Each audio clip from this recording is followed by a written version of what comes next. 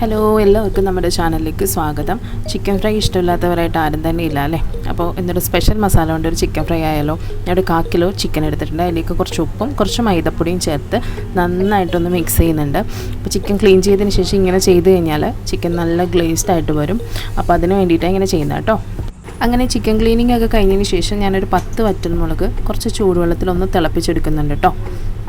ഇനി നമ്മുടെ ഫ്രൈക്ക് വേണ്ടിയിട്ടുള്ള മസാല നമുക്ക് റെഡിയാക്കാം. അതിനായിട്ട് ഞാൻ 1 ടീസ്പൂണോളം പെരുംജീരകം എടുക്കുന്നുണ്ട്, 1 ടീസ്പൂണോളം മുഴുവൻ മല്ലിയും 1 ടീസ്പൂണോളം കുരുമുളകും എടുക്കുന്നുണ്ട്. ഇത് നന്നായിട്ടൊന്ന് ചെറിയ ഫ്ലെയിമിലൊന്ന് ചൂടാക്കിയെടുക്കുക.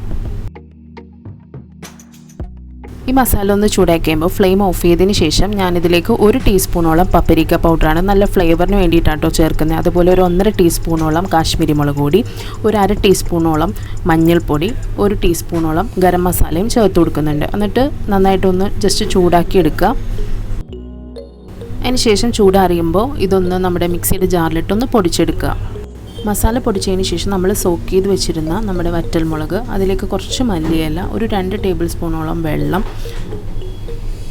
അതുപോലെ തന്നെ അതിലേക്ക് 1 ടീസ്പൂണോളം പച്ചമുളകും ഇഞ്ചിയും കൂടി ചെറുതായി അരിഞ്ഞതും, ഒരു 10 അല്ലിയോളം വെളുത്തുള്ളിയും ചേർത്ത് ഒരു പകുതി ചെറുനാരങ്ങ നീരും കൂടെ ചേർക്കുക. പിന്നെ 1 ടേബിൾ സ്പൂണോളം സൺഫ്ലവർ ഓയിലും ചേർത്ത് ഇതുപോലെ നല്ല മഷി പോലെ നല്ല പേസ്റ്റാക്കി എടുക്കുക. നമ്മൾ പപ്പരിക്ക പൗഡറൊക്കെ ചേർത്തിരിക്കുന്ന കാരണം ഇതിനൊരു പ്രത്യേക സ്മെല്ലാണ്. അപ്പോൾ നിങ്ങൾ പപ്പരിക്ക പൗഡർ കിട്ടുവാണെങ്കിൽ അത് തന്നെ ഇട്ടിട്ടൊന്ന് ചെയ്ത് നോക്കുക. പിന്നെ നമ്മൾ ഇത്ര നേരം ഉപ്പൊന്നും ചേർത്തിട്ടുണ്ടായിരുന്നില്ല. മസാല മിക്സ് ചെയ്തതിന് ശേഷം ഉപ്പും കൂടെ പാകത്തിന് നോക്കി ഇത് നന്നായിട്ട് ചിക്കനിലേക്ക് പുരട്ടുക.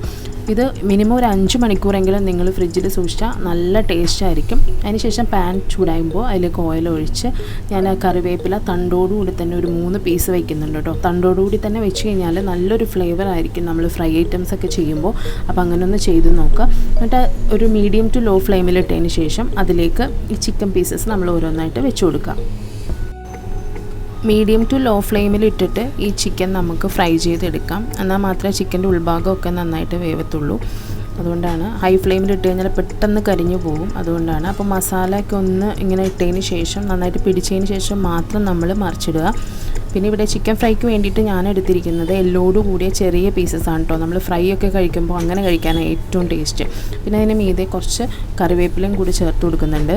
അപ്പോൾ നമ്മുടെ ചാനൽ ആദ്യമായിട്ട് കാണുന്നവരാണെങ്കിൽ pre kitchen home made cooking channel subscribe ചെയ്യാൻ, ലൈക്ക് ചെയ്യുക, ഷെയർ ചെയ്യാനൊന്നും മറക്കരുത്. ഇപ്പോൾ ചിക്കൻ ഏകദേശം ഈ ഒരു കളറിലേക്ക് മാറിയിട്ടുണ്ട്. ഇപ്പോൾ കുക്കായിട്ടുണ്ട്, ഉൾഭാഗമൊക്കെ നല്ല ജ്യൂസി ആയിട്ടുണ്ട്. അപ്പോൾ എല്ലാവരും ഈ റെസിപ്പീസ് ട്രൈ ചെയ്ത് നോക്കുക, കമൻറ്റ് ബോക്സിലൂടെ അറിയിക്കുക.